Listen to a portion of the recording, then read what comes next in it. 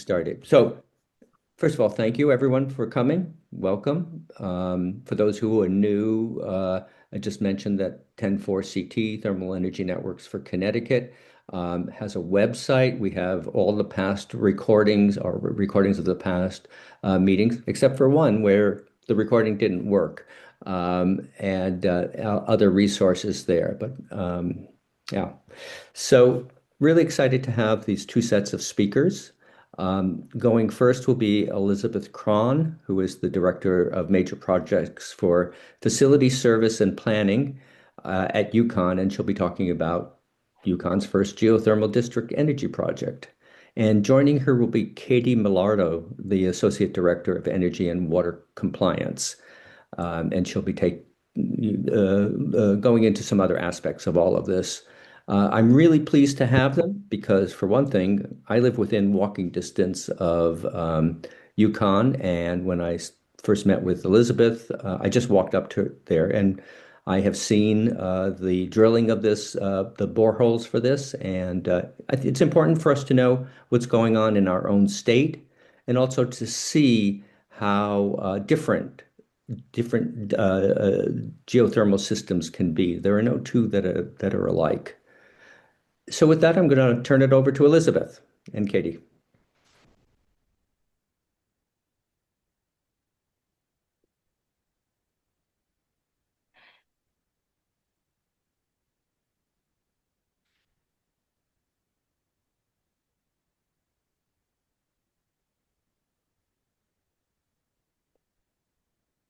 And I am muted. Apologies. Confirming that you can see the screen okay. Yes. All good? All right, great. Thank you. So again, look forward to the opportunity to share a little bit about what we've been doing over the past couple of years at UConn. So you'll see an asterisk on this cover page. That's because what makes our system kind of interesting is it's not quite a district system, not quite a building system, and I'll go into more details a bit later. I'm going to try to move fairly quickly through the slides, just so there is time for questions at the end. I will make every effort to answer either here or follow up on your questions. I will again make a caveat that I came into this project as a new UConn employee. It was about to enter construction. So the decisions that were made in design or planning are secondhand. So I will not be able to answer any detailed questions there, but I was able to get a pretty decent overview. So at the moment, we are bringing our first geothermal heating and cooling system online on campus. Our first one is a big one. UConn in the past had explored some building level systems, but found them not to be feasible. They were generally VE'd out for budgetary reasons or because there wasn't adequate space to place the borehole installations. So our first one is actually pretty big. It is a district system that serves the South Campus District. South Campus District transformed pretty significantly over the past 10 years. There's a 2015 campus master plan developed at UConn that identified a number of projects that could take place on South Campus. Several of them were done. The footprint and the energy demands of the district have increased, and that brought about the conditions that allowed us to install our first geothermal system. We'll get into this later. We did pay for the project via UConn 2000 bond funds. However, we are eligible for IRA tax credits, so we are pursuing those as well. So I'll go into that a little bit. And again, what makes the system a little different, maybe from any others you've looked at, is that it really is a hybrid of building and district systems. So this system was brought online primarily to serve a new dorm complex, 700 beds, dorm and dining, CT Hall, opened August 2024. Substantial load, but the heating load exceeded the cooling load by quite a bit, given the area of the country that we're in. So what we actually did was that we connected the system to the existing buildings as well, but cooling only.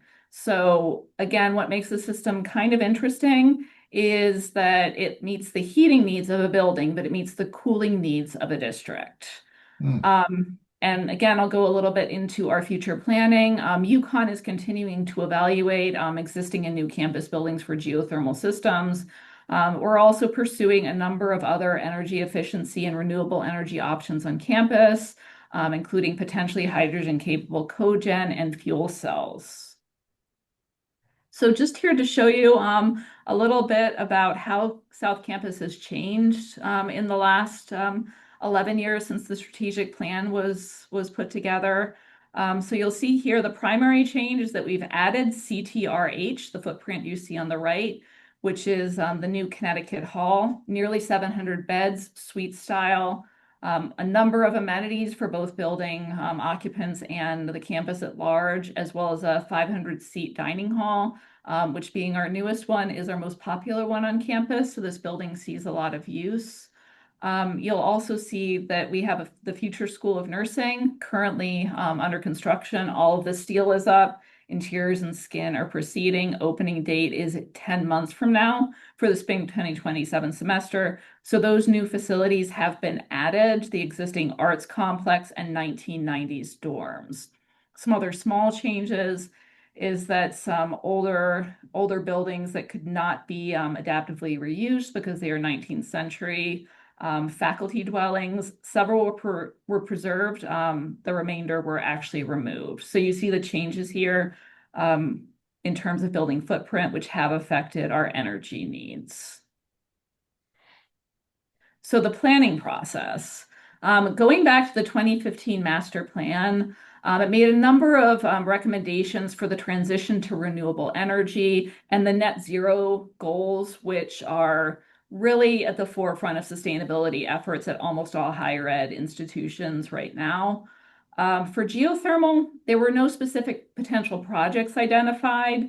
That's really because very specific data is needed about both the building and the area it's sited in to evaluate a geothermal project. So no specific projects were identified, but a general recommendation was made. Essentially, the idea is that whenever a suitable project comes out, we evaluate it for geothermal and we proceed if we are able to. So on the left here, you'll see a snapshot from the 2015 campus master plan. And you'll see, again, the specific recommendations that were made for both existing and potential future buildings in the South Campus area. You'll see that geothermal was not on it. That's because, again, it's really a case-by-case basis. Clear recommendations weren't made, but you do see here the area of the geothermal installation in the circle. Again, and I will note that none of the PV projects that were identified for this area, which would have reduced energy demand overall, were in fact implemented. And on the right here, you see an aerial photo of the district as it appears today. Again, I can share the numbers about CT Hall all I want, but just looking at it in context of the existing dorms shows you how large it is and shows you how substantial of a change it is to the district. You'll also see on the right the geothermal field actually under construction in the middle of S parking lot. And again, here I've outlined the South Campus Energy District.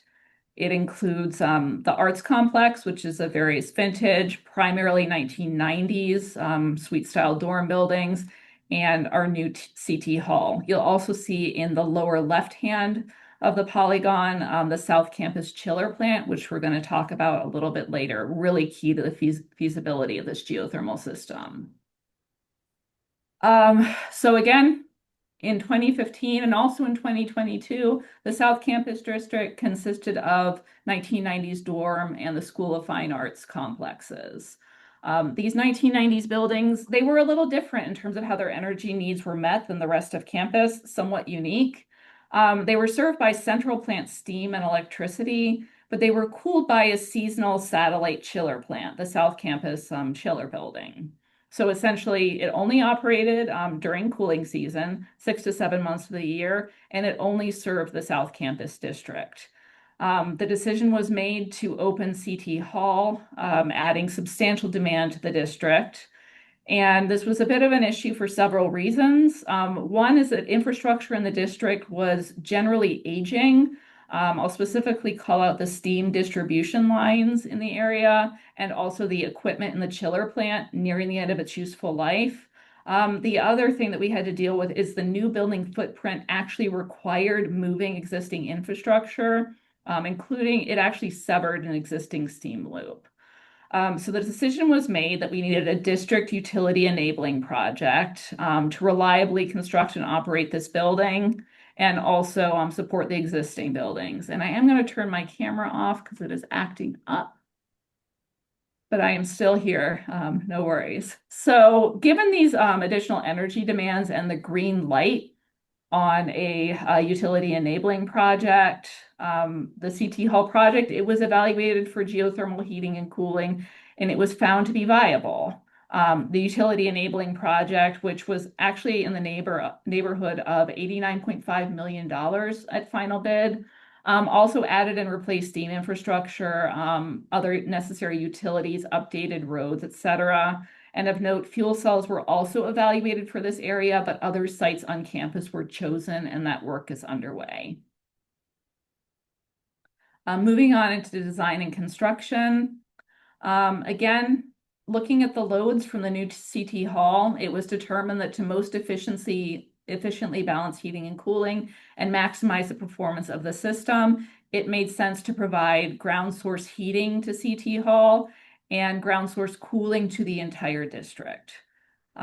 Turns out that when we bundled all these loads together, the annual cooling load slightly exceeded the heating loads, which was considered in the design. Because the system is cooling dominant, which means that your cooling loads exceed your heating loads in terms of peak and volume. Water was actually used in the ground source heat exchange piping, not glycol or a mix, which is somewhat unusual. And again, the system provides chilled water to all buildings in the district and low temperature hot water to CT Hall. Once that enters CT Hall, it is exchanged, boosted, and distributed as needed to meet the differing building needs. The target temperatures provided to the building are 42 degrees Fahrenheit cooling and 130 degrees Fahrenheit for heating and hot water. We are still in commissioning and startup, so those are the targets that we're using. However, the system is designed to alter those targets to compensate for outside air conditions, which again is going to maximize efficiency. The system uses the ground mass around the wells as storage. Essentially, it exhausts heat to the ground in the summer, extracting it in winter. This increases efficiency, but it does make monitoring and operation a bit more challenging, especially in the first few years, as we figure out exactly how the system is responding. Few facts about the system: 8,700-foot deep closed circulation wells. That's why the drilling took so long, almost entirely in intact bedrock. We used an existing employing parking lot, that and playing fields, great candidates for geothermal because they can be returned to their original use.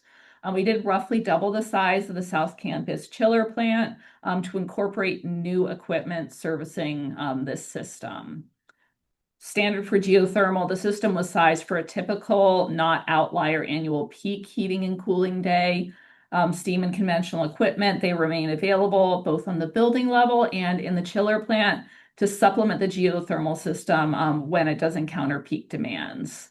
We're in the Northeast, sizing for peak demand generally not feasible. And you'll see below our annual and peak loads that we are dealing with here. So the building, between heating and domestic hot water, roughly 9.2 million kilo-BTUs per year, and cooling slightly higher than that at 12.5 for the entire district. Some construction logistics. This is the part I'm really prepared to talk to, but I'll move through it quickly because it's not the focus of this meeting. We did have to take the South Campus chiller plant entirely offline for the duration of the project. That meant that we needed to provide chilled water to all of the existing South Campus buildings via temporary equipment, temporary chillers. We did also have to make some tweaks to the programming in those buildings just to make sure that temporary cooling was effective. The benefit is we're now more efficient and more comfortable in those buildings as we bring the plant fully online. Because the infrastructure project was somewhat delayed relative to CT Hall, we did provide our heat to CT Hall via steam for its first 2 years of operation. That will remain available for boost and peak shaving as needed. Challenges that we encountered. We had some really like nasty fill materials from about 4 to 20 feet in depth, boulders, construction debris. The area used to have a creek running through it. Now it doesn't. Looks like some historical, essentially construction debris and demo debris was dumped there, as well as it looks like some boulders that were glacial erratics that have been moved to the area. So we did have some cost impacts because we had to replace some of those materials and also stabilize the ground under the circulation loop. We were very concerned, especially with large vehicles driving overhead, that there might be damage if we didn't do so. We used our owner contingency for that, which had relatively low use on this project overall, so no issues there. And finally, an additional building was added to the district when the geothermal project was underway. There was a lot of interest at expanding the geothermal field, so this building could also be served by geothermal.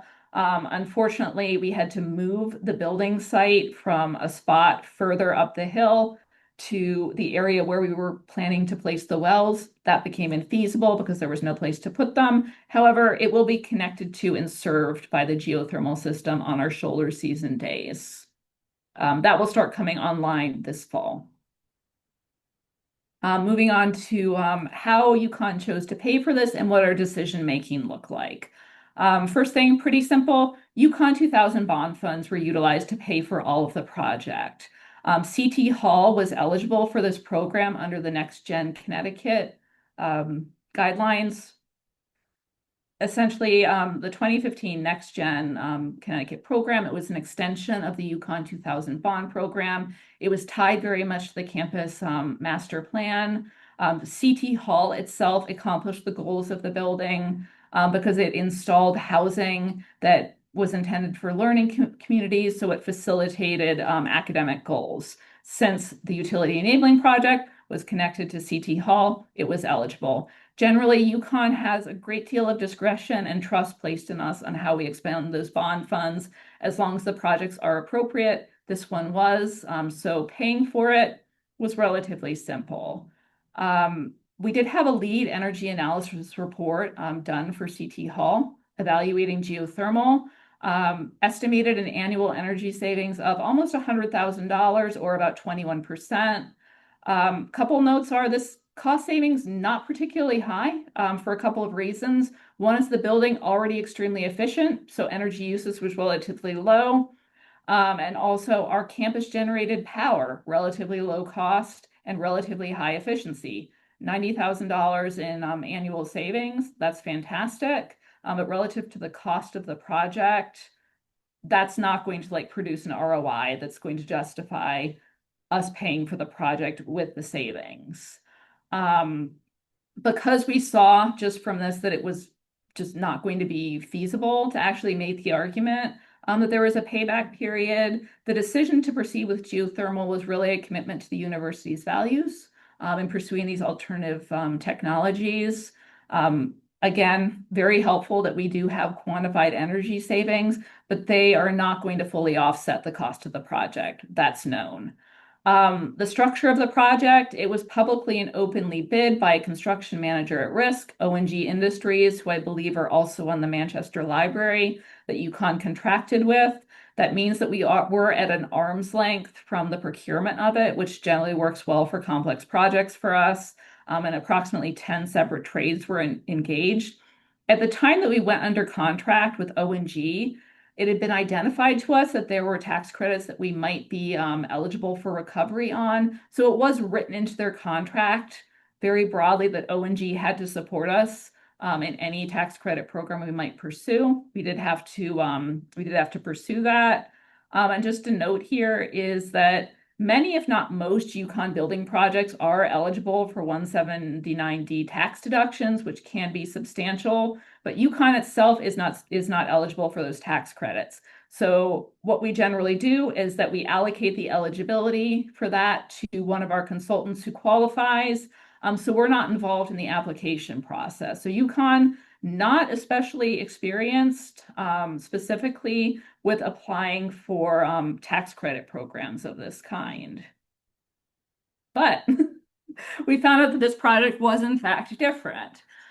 So after the project was fully bought out and underway, again, we didn't look at potential eligibility as a justification criteria for proceeding with the project. That was made as an independent decision. But it looks like we are going to be eligible for the ITC tax credit, which remains in place and was extended, I believe, under the Inflation Reduction Act. It is up to 30%. It allows for direct payment in lieu of taxes, which does benefit UConn as a governmental entity.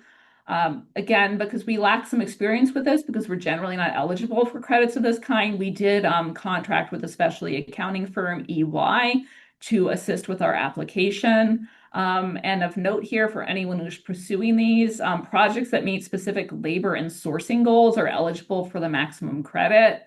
And something that really helps us is that we are a state of Connecticut capital project. We are already required to use prevailing wages on our jobs. We are required to document it. We document it very well. The information is FOIable and it is frequently reviewed. We're fully audited. So we have absolutely sterling paperwork saying that, yes, our projects are 100% prevailing wage. That's great because you get a much higher tax credit if you are prevailing wage. A challenge is that we bought this out as a single project through our CM, and there was both conventional and geothermal heating and cooling infrastructure that was included in this project. The phase of the project that includes the chiller plant construction cost was roughly $45 million, but only a fraction of that is actually related to the geothermal system. And we have needed a lot of help both from ONG and from EY, our accounting support, to properly apportion the costs. So had we known upfront, we would have probably structured the bid differently. It's been an exercise, but we are working through it. A challenge that we have encountered, and I will say if the project was performed under a PLA, we probably would have had less of an issue with this, although there probably would have been a cost impact there, is that many of our contractors have not been able to meet their apprenticeship requirements. Again, meeting those apprenticeship requirements really does increase what you're eligible for under this tax credit program. However, it turns out that if our contractors have documented reasonable efforts, reaching out, trying to engage apprentices, that does count. So that has been an exercise, but we have worked with our contractors who can't meet that apprenticeship requirement, which is actually very difficult to meet with our existing labor pool in the Northeast, have been able to successfully document those efforts. And we do think that it will not affect our status in pursuing this tax credit. So I'm going to pass this on to Katie in just a second. But just a note for future geothermal projects, again, 2015's master plan, our commitment still extends. We do want to continue to evaluate geothermal projects and incorporate them into future building and district projects whenever it makes sense. We've made other sustainable energy investments. At the moment, I do have to say there are no firm plans to add additional district geothermal energy facilities. And by firm, I mean that there is a project past 50% design development where the scope is included, because that is where we lock scope. I have noticed that institutions such as Yale, Mount Holyoke, Smith, to name some area ones, that are fully committed to geothermal district energy, they typically have greater liquid financial resources than UConn and aging central plants. And we do have very, very rich physical resources in place at our central utility plant, which Katie will speak to in a second. So with that, I will pass it over to Katie. Thank you so much. Thanks, Katie. And thanks, Elizabeth. Katie, I just want to alert you that we got started a little bit late, so I'm hoping that you can get through your slides in about 8 minutes. Absolutely. I think I only need a couple minutes. I have 2 slides. I just wanted to touch upon the UConn energy assets and the future for geothermal. Go for it. Okay, great. So here at the university, we do have a sustainability action plan and a strategic envisioning 2034 plan. It encompasses a number of goals and targets towards reaching carbon neutrality with emissions reduction. So as Elizabeth had noted, geothermal is part of that. This just shows a strong commitment from the university for exploring all different types of energy sources. Not only do we have geothermal here on site, but we also have fuel cells, and we're looking at solar into future building projects and also existing facilities. Other recent sustainable energy investments include our rooftop solar, which is on our new science building, and we have a few ongoing fuel cell projects. We have one that currently exists at our Depot campus. It's a 440 kilowatt fuel cell, and we're also looking this summer to start our battery storage project, which will attach to that, making it sort of like a microgrid for Depot campus. We have two ongoing construction projects here on stores. We have a 1.5 megawatt fuel cell that will be installed at our innovative partnership building, as well as two 460 kilowatt fuel cells at our Putnam building. We're not just focused on the stores campus, we're also looking at our regionals. So we have fuel cells being installed at Stanford. We're looking at Avery Point, Waterbury campus, as well as the UConn Health Center. One of the other things that we wanted to note is that we have a UConn cogen facility, also known as our central utility plant. It's received significant upgrades and investments over the years, and it's highly efficient, as Elizabeth had mentioned earlier. The infrastructure is already in place. And so one of the efforts that we've been doing is we've completed improvements on 2 out of our 3 turbines within the facility, and they're hydrogen capable. The new equipment has adjustable nozzles and can withstand a wide range of temperature and operating conditions that will occur when you're mixing a hydrogen natural gas mixture. So the potential is that we could reduce our carbon emissions up to 30% with this new equipment being hydrogen ready. The third upgrade is scheduled for this May.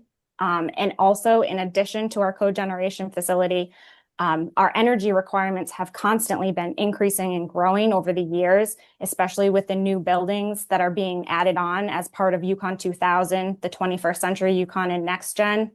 Our state-of-the-art cogen facility was in operation back in March of 2006. It replaced a number of older, several oil-fired utility boilers, but it helped by improving what the equipment we have now, being hydrogen ready, keeping up with our preventative maintenance, upgrading and replacing our equipment, and making sure that we're optimizing the plant for our campus needs. Part of the cogeneration facility also uses our reclaimed water reuse, which helps on our water conservation and reduction. Here at UConn, we're very similar to a small city, so we have many utilities. One of them is our wastewater facility, which we own and operate. That wastewater effluent gets sent to our reclaimed water facility, which is a 1.0 million gallon per day facility. And the water is treated again through microfiltration and UV, and then it's sent back throughout campus. One of our primary users is the central utility plant. They use it for boiler makeup, cooling towers, and we also use it in some of our newer buildings in toilets because it's a closed loop system. At this time, we're currently not permitted to use it for any other uses other than industrial, but we are working closely with DEP and DPH to potentially get it permitted to use for irrigation. Our cogeneration facility, as noted in the slide, is defined as a sequential production of both electrical and mechanical and useful thermal energy from a single energy source. So our cogen uses the exhaust steam from the turbines, and it makes extra electricity, heat, and chilled water. The efficiency is roughly 62 to 65%, which is generally double than a typical electrical power plant. The supplemental utility plant is a newer building that just opened in 2022. It's in support of the expansion for the science facilities in the Northwest Science District. Right now, it's primarily just a chiller plant, but it has the capacity for future cogen build out and expansion. And then one of the other things we just noted is our capacity notes. Our electric capacity is about 25 megawatts per hour. The steam capacity is 600,000 pounds per hour, and chilled water is roughly 10,300 tons per hour. And with that, I think that Elizabeth and I have finished our presentation, and we'll take any questions. All right, if there's time, feel Yes. free to cut us off if we're out of time. I think that because of the time, I can certainly stay later, and I hope that you can. But I think to move things along, I'm going to have Ashley and Jess start, and then do questions at the end for everyone. And as I say, we can certainly go over, but some people may not be able to stay that long. So with that, I am going to see whether I can get there. Yeah, I just want to, it's a real pleasure to have Ashley and Jess present and because the Building Decarbonization Coalition, or BDC, is an organization I've long admired. I think that their presentation of issues and other information about thermal energy networks is particularly clear and helpful. So Ashley is the Thermal Energy Network Manager for BDC, and Jess Silberburn is Senior Manager for Thermal Networks at BDC. And together with their colleagues, they manage the organization's thermal energy network initiatives. So without further ado, and I'm not sure whether I forgot, but thank you, Elizabeth and Katie. Those were excellent presentations. Um, but without further ado, take it away, Ashley and Jess. Thanks, Peter. I'm going to just share my screen quickly, and then Ashley will kick us off. Perfect. Great. All right. That's Hi, Ashley. everyone. My name is Ashley Bessage, as Peter mentioned, and Jess and I will be talking about economic feasibility and financing for thermal energy networks. A little bit about the BDC. We are a nonprofit nationally focused on building electrification at the neighborhood scale. And so we have two different pathways that we advocate for. And one is the electric network, which is building decarbonization via air source heat pumps. And then what we will talk about today is thermal energy networks and what you're very familiar with. So with that, I'll go to the next slide, Jess. Oh, wow. I didn't realize we had these animations. Um, Thanks, Ashley. So I'll just kick us off, and I'm going to go through these slides pretty quickly. Some of them have a lot of text on them, but happy to share the slides afterwards. So um, I am, just by way of a quick intro, Ashley and I both do a lot of research and policy work at the BDC. And so a lot of the information that is shown here is based on many, many interviews with system owners, engineering firms, financiers, community advocates, municipalities, municipal utilities. So this is sort of an aggregate of all the research we've done. And it was so great to hear UConn speak and see some of these lessons and some of this information in real time. I actually live in San Francisco now, but I grew up in Ansonia and Trumbull, and I went to UConn and graduated in 2010. So it was really cool to see the work there. Um, a lot of you folks probably already know this, but just to level set, when we're talking about TENS, economic feasibility and costs, TENS typically combine three distinct functions that we tend to calculate separately in other systems. And so it's helpful to just break this down to understand and compare and arrive at the right cost.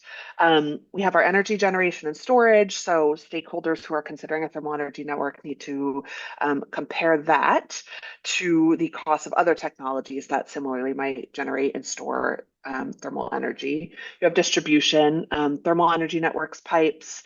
If you are converting from gas, not everyone is converting from gas, but one frame of reference is that the distribution pipes are very similar to the cost of gas pipelines in many areas of the country. Last mile gas infrastructure, and I should say the last mile gas infrastructure, uses the same HDPE, high density polyethylene pipe as TENS. And then we have the behind the meter cost. So this is the customer side, the purchase and installation of the ground source heat pumps, retrofits to the building envelopes if it is older construction. Some utility-owned pilots have incorporated the cost of all behind the meter upgrades, which can include asbestos remediation, building improvements, flood remediation, weatherization, insulation, all of these things that are not unique to TENS, but do get bundled into the cost of the project. And the reason that I'm breaking these up is that each of these functions has different cost drivers, and in an optimal scenario, they might be covered by different entities. So Ashley will talk a little bit more about what we found for that. So I'm going to quickly kind of run through what we found through discussing projects with so many different entities about these cost drivers and some of the mitigators. Thermal energy networks technically can function almost anywhere. I was speaking to one engineer who's like, technical feasibility is not an issue. It's going to come down to your economic feasibility, your social and political feasibility. So siting is going to depend on financial goals, appetite for risk, costs and benefits. We do tend to see that payback is faster in places that experience high seasonal temperature variation. You'll want an area where the buildings are close together, where there is building density, so that you don't have to run miles and miles of expensive pipe just to and risk that thermal loss as it flows through the pipe. Just to move the fluid in the network. And then are the buildings load sharing? Is there synchronous load cancellation? Do you have cooling dominant buildings and heating dominant buildings that are injecting back and pulling from the network at the same time? And we're talking about the thermal sources itself. If you are using geothermal as a resource, if you're using boreholes, then this is the section where we look at the cost mitigators for boreholes. So drilling is expensive. It represents typically one of the largest proportions and cost shares of a project, and that's true around the country, although drilling costs per foot really do vary and tend to be quite high in the Northeast. If you are drilling a geothermal bore field, and if your bore field is sized for peak demand, and Elizabeth mentioned this, it is going to be very expensive. Most projects that we've seen are aligning with the engineering concept of the design day. So the design day represents the most extreme heating or cooling conditions that a heating or cooling system or a piece of equipment is designed to handle. Are you sizing for that peak demand? Then you're going to be drilling a lot more boreholes. But a lot of systems are mitigating that cost by including some kind of peak shaving or supplemental boilers or supplemental chillers for the hottest and coldest days, so you don't have to add to that thermal resource cost. Also, if your buildings are not very efficient and they leak energy, then you will need more generation to compensate. So thermally tight buildings are a bonus here, although that ends up adding cost to a different portion of the project. Distribution, I talked a little bit about the peak shaving, but the distribution system, this is the part that moves the heat from the heat source to the customers. This can include the pipes, the pumps, pump houses, various types of instrumentation. Two factors really contribute to the cost of the distribution pipe main. That is the diameter and the length. The diameter is determined by the amount of energy that it needs to deliver on that design day. Diameter costs are classified as demand related. The length is going to depend on the number and spacing of the customers on the system. So these are also things that you're going to take into account as you are costing and sizing your system. And then let's talk about the buildings themselves. This is another large portion of a lot of project costs we've seen, particularly when the buildings are being retrofitted or requiring or have had a lot of deferred maintenance. So you'll need to know how old are the buildings, how much deferred maintenance do they have? And then, of course, what type of heating and cooling system do they already have, and how costly is it going to be to change it? Is a thermal energy network feasible? In some cases, if you are converting from legacy steam system, you'll want to look at a lot of different options before you can step all the way down to an ambient temperature loop.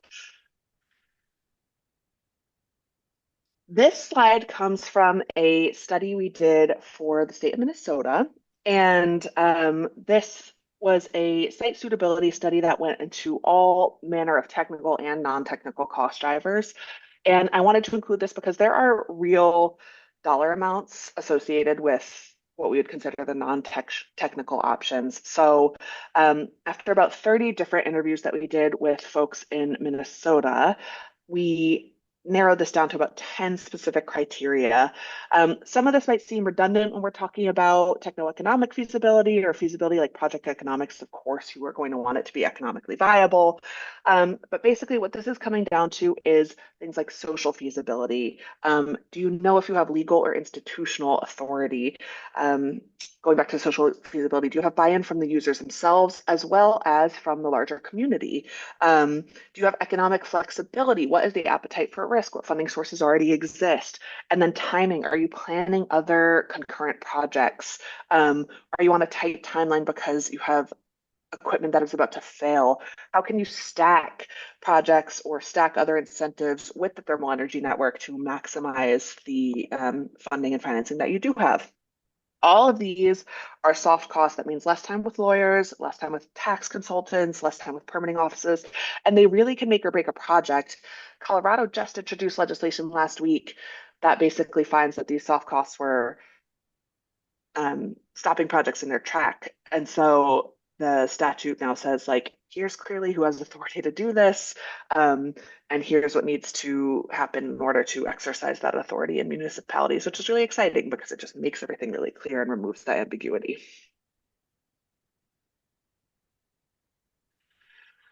And then one last thing I wanted to add here, it's really important, and we're seeing increasing studies about this.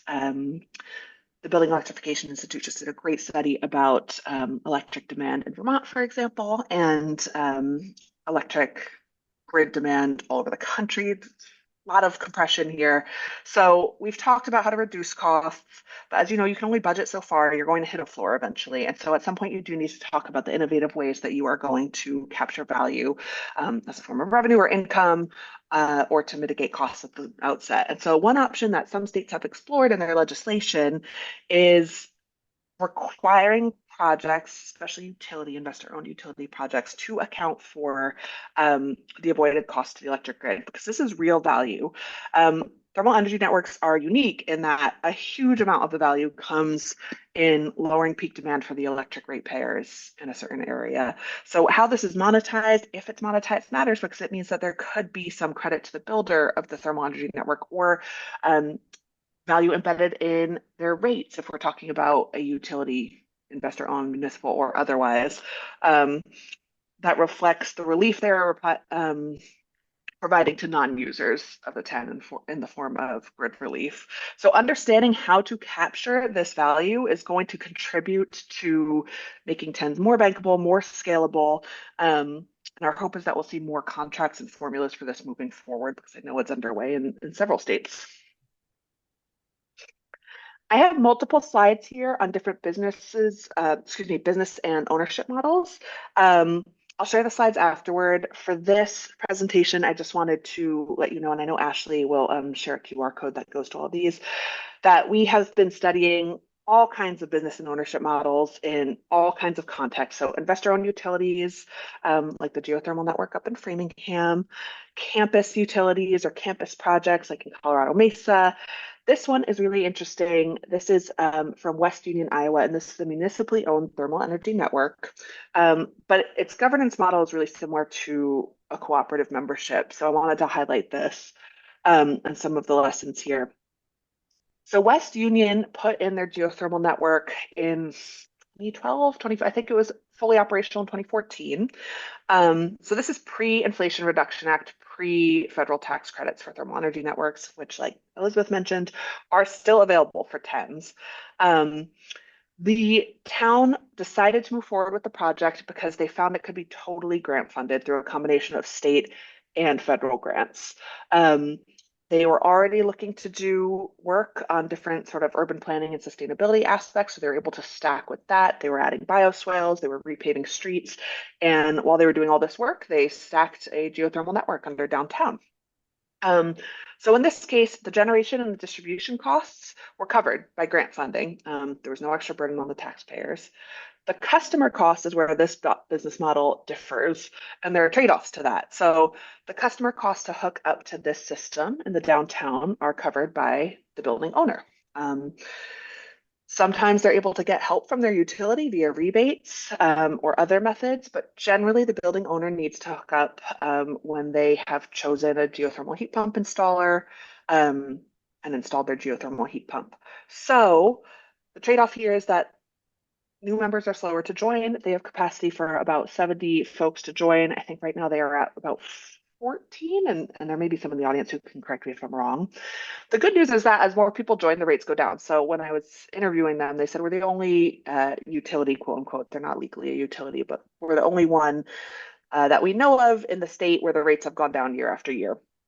Their revenue is generated through per ton charges and connection fees that the new member pays. And the governance group, the ownership model, is that the municipality, as I said, owns the infrastructure. But they were a little bit nervous about taking on the operations and maintenance. So they have given the responsibility for operations and maintenance to a user group called West Union District Energy. It's an LLC. They meet regularly where they make decisions on the geothermal network in one-to-one, one member, one vote style democracy, and that's how they set their rates and choose their contractors and choose their third-party operators. These other case studies, this is a municipal utility. Here's a private development, and again, I'll send the slides at the end, and Ashley will also share a QR code that links to them. And with that, I am going to let Ashley take it away. Cool. The table you see is, and I'll try to go fast. I only have 2 slides, but I have a lot of content, a lot to say. This table is meant to be a reference you can come back to, so I won't spend too much time on it, but we'll move through quickly. And the guide, which we should also give you all, which is the financing guide to thermal energy networks for municipalities and community advocates. We'll share with the deck afterwards. The goal here isn't to memorize every tool, but it's to understand the landscape.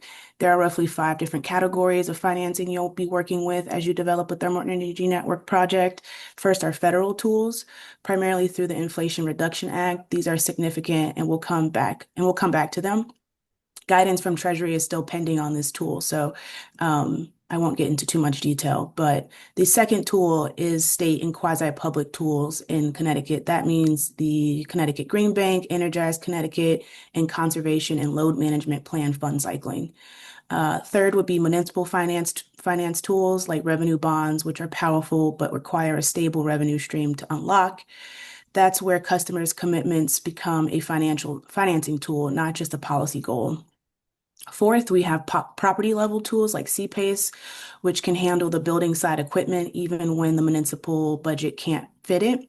And fifth are mission-driven lenders, CDFIs, or community development financial institutions, and similar institutions that can fill equity gaps, especially in lower income communities. Key insights from the BDC's work across 100+ projects.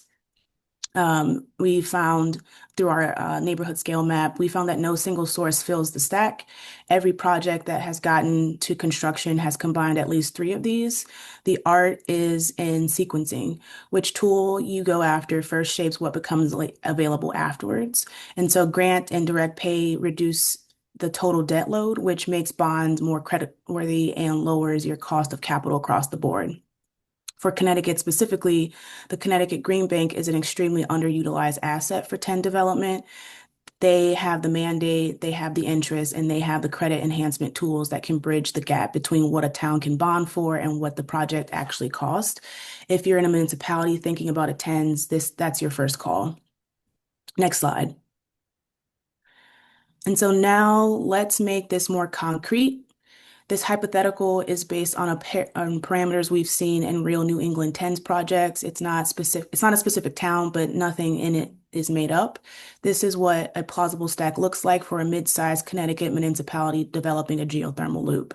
You start with IRA direct pay. 30% of eligible costs comes back as a federal payment on a $15 million project. That's roughly $3.5 million that you're not going to borrow.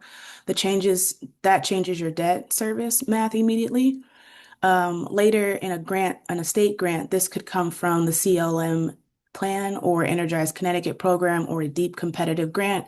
1.5 million is reasonable ask for a project with a low income or a municipal anchor component. That's 10% of the stack.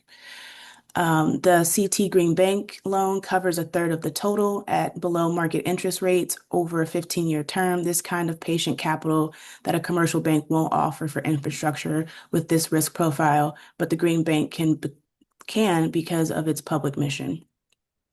Revenue bonds, another quarter of the stack, but notice the dependency. This only works once you have customers' contract to sign. The contracts are what gives the bond market confidence in your revenue stream. This is why community engagement isn't just a social good on TENS project, it is a financial instrument. Every customer commitment you lock in early improves your bonding terms. And finally, CPACE covers the building side equipment, the heat pump and connection hardware inside every individual building. This sits on the property, not the municipal balance sheet, and can be structured so building owners see net positive cash flow from day one if their energy savings exceed their CPACE payments. The sequence here matters. You go after grants and direct pay first because they reduce the size of the debt stack. Smaller debt stack means better bond terms. Better bond terms make the green bank loan easier to structure. This is what we mean when we say the capital stack is an art. It's not just about finding the money, it's about the order you stack the pieces. And so for the advocates in the room, we see your job as that to help the municipalities understand that this stack exists and is achievable. The barrier is usually not the financing tool themselves. It is that no one has sat down with the town finance director and walked through this. That's the role this coalition, our TENS coalition, plays. And with that, I will hand it back to Jess. Thanks, Ashley. And then, folks, if you have a cell phone, you can take a picture of this QR code and it'll take you to the ownership and business model case studies.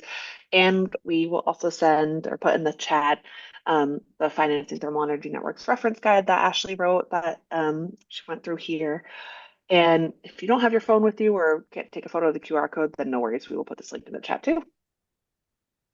And that's us. Well, thank you, Ashley and Jess. That was excellent. And we have, strictly speaking, 3 minutes left, but I'm willing to stay. And if others are willing to stay, I bet that Elizabeth and Katie and Jess and Ashley would all be willing to take questions. And Katie does have to jump off, but Okay. she answered some questions in the chat already. Yeah, okay. Yeah, I would like to, I've just a number of things to say. But that example of a financing stack, Ashley and Jess, was really excellent. I understand that it's just a kind of made up, but it really helps to picture how this is done. That was really helpful for me. Any other questions? Well, I have one for Elizabeth, which is first of all, certainly your system is a closed loop system. And I noticed that you mentioned that you encountered a lot of bedrock. I've had a number of people tell me that there's too much bedrock in Connecticut for boreholes. And my understanding is that bedrock is great. Could you comment on that, please? Yeah, so first, and I did omit this, is that we did have a test borehole done, not quite to 750 feet, but to, I believe, about 500. And the characteristics of that borehole were examined. So the short answer is yes, bedrock is great because it tends to have cracks, fissures, etc. Right. So fully intact bedrock wouldn't work that well because water can't travel through it, but it's never fully intact. Great. And for deep rock boring, bedrock is an excellent material. You can't stabilize anything else at those depths.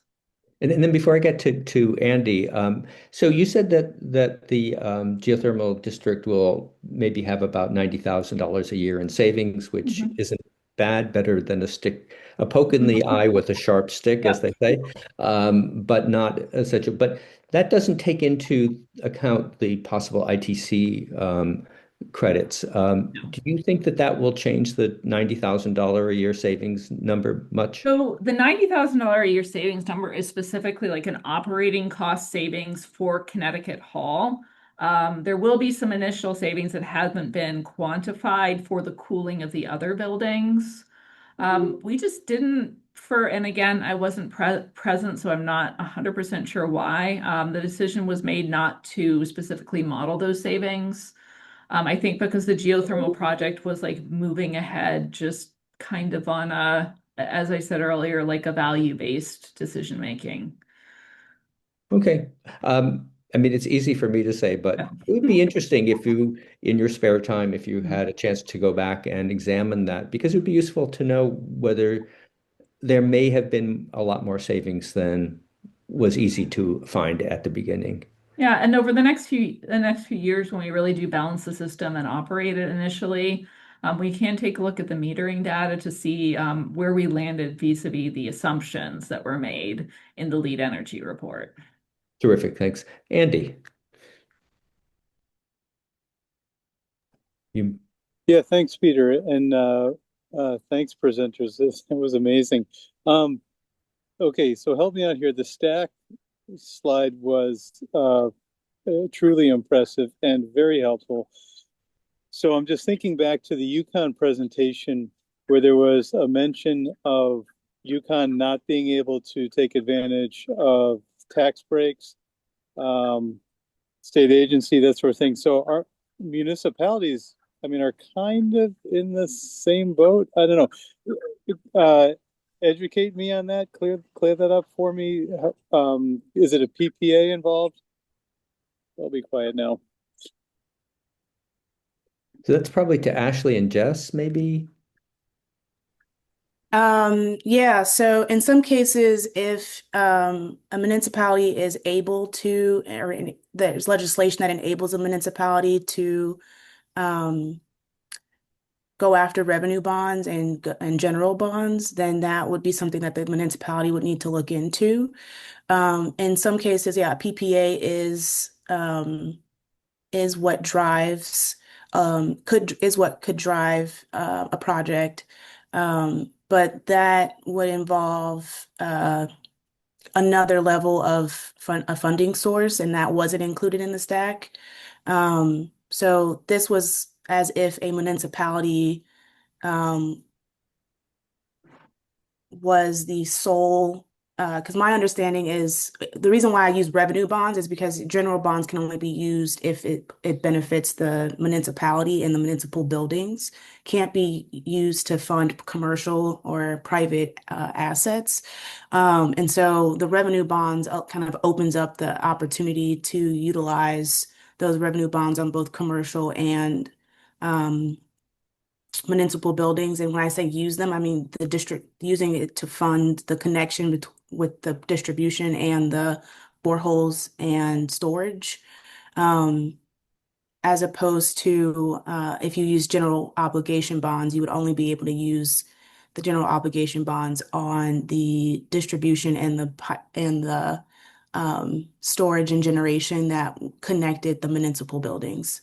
Um, so I think that answers your question, but I think you may be really asking um, if the municipalities are allowed to go after some of the direct pay pieces. Is that more of your question?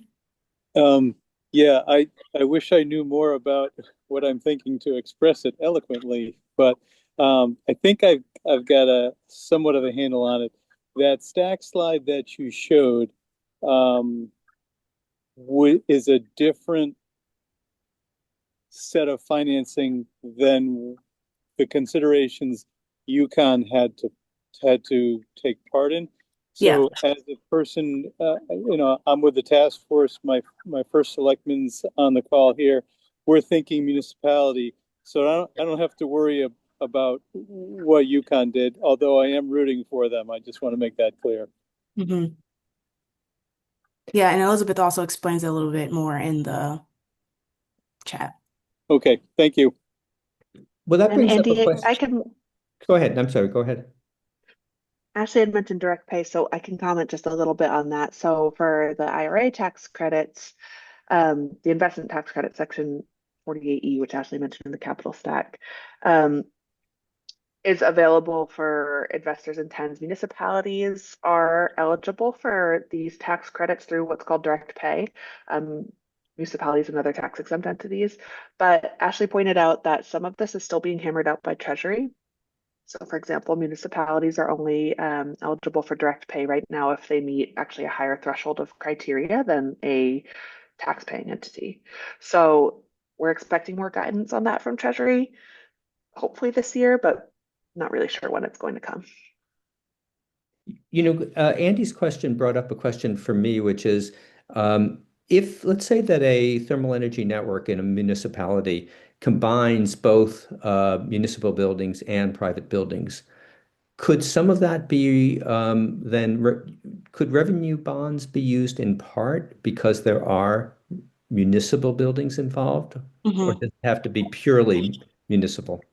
No, my understanding, and I could be wrong, and it could be based on legislation that kind of governs the different bonding.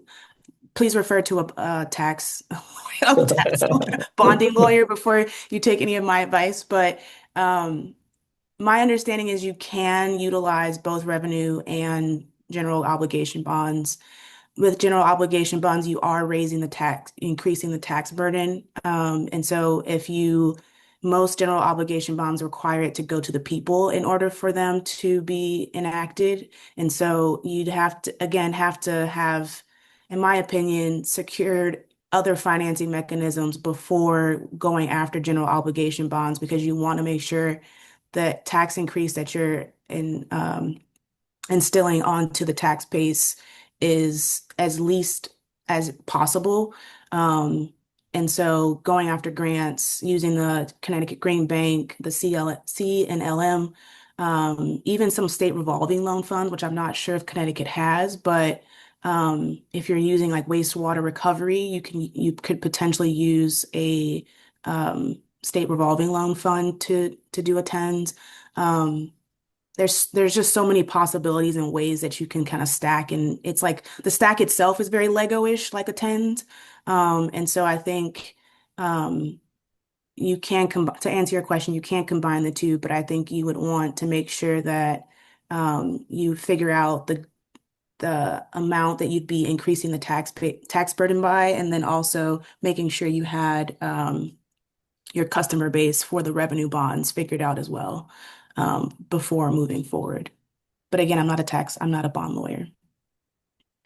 Um, you mentioned the possible role of the Connecticut Green Bank in financing stack for a Connecticut project. Mhm. Have you been talking to the Connecticut Green Bank? No, I haven't. Okay. Yeah, this is my second time presenting to a Connecticut audience. The first time was actually for the capital system that was mentioned in the chat. We presented to the Sierra Connecticut Club in last March, I believe, about thermal energy networks and using thermal energy networks to decarbonize that system in Hartford. So this is only my second time. So I can dig deeper if you'd like me to, Peter. Well, I'm already in touch with them, but I was just wondering whether we were doing a tag team. Oh, no, no, you're leading that one for sure. Okay. Great. Well, does anybody else have any question at all for either Elizabeth or Jess or Ashley? Um, well, then, I bet everybody has other things to do this afternoon. So I want to thank Elizabeth and Katie, who's not here, and Ashley and Jess. And I would see Jeff has a question. So go ahead, Jess. Jeff. Yeah, a question for Elizabeth. Is the UConn project has it been are you formally writing it up as a case study? How extensively is this available? What you've learned from this process, where you are with the process, where the process is going, how much of that is committed to paper at this point and publicly available? I would say not a ton. Most of what's out there is PR type, just to be honest, is PR type information. We do hope to document it a little more thoroughly. I will say that might be helpful for you to know that our engineer is Salas and O'Brien, formerly BVH. They do a lot of geothermal work, so I would expect there to be like updated information available on their website with their design criteria. But yes, we've been really focused on just executing the product, and we haven't unfortunately had a faculty partner. In retrospect, that would have been great to have. May not be too late to find that. No, and now that we're like in the onboarding stage, I'm actually talking to an engineering geology professor right now, so maybe I'll try to rope him in. Good, Maybe good. some business school folks as well. Yeah. Well, that would be great. Hey, now we really are way over time, so I apologize for even asking this, but I'm just wondering, Ashley and Jess, you must be, I'm sure you're aware of the Falls Creek project in neighborhood with its neighborhood energy utility in Vancouver, BC. Um, that's become really interesting to me because it really is a municipally financed project with an interesting structure that I only partly understand. Didn't seem to have a lot of grant money or a lot of provincial or federal money, although there was some. And I'm just wondering how much you look to that, given that it is in Canada, for goodness sakes. But that how much you look to that as an example of that this is all truly possible. Yeah, it's actually one of the sites on our neighborhood scale map. And I can't speak for Jess, but it may be one of when she comes back from parental leave, maybe one of the additional ownership models that she looks at. There are many options that exist out there that we are kind of keeping our eye on, but only so much time to Sure. investigate. Yeah. But it is on our map if you all are interested. They do use gas backup, which we are understanding of folks that need to use gas backup as a temporary solution to ensure that the system does not that any of them have failed, but just in case something happens, the gas backup is there. Um, but they don't provide cooling. So that is Their system does not provide cooling. only provides heat. Yeah. Oh, I didn't know that. Okay, well, I'm glad I asked it then. Hmm. It would be the Yeah, gas backup, right? The gas backup only provides heat? the system uses thermal energy from I think it's wastewater. They use a shark Yep, sewer. system. Yep. Yep. And they right now are only providing heating and hot water. I think they do not provide cooling. Um, I just put in the chat, we have learned from that system specifically. We have a team of policymakers, policy team in New York, and they work very closely with labor unions and brought a delegation, like national delegation from New York to Canada to tour our of these systems. So that blog kind of shows what they learned from like the workers there, and definitely approaching it from a labor oriented standpoint. And then there's a little bit of a description of like what they learned at False Creek. And yeah, it does say 70% of energy at the site is generated by renewables. And then they have a goal of 100% renewable energy by 2030. Okay, well, I think this is a good time to bring it to an end. But again, Elizabeth,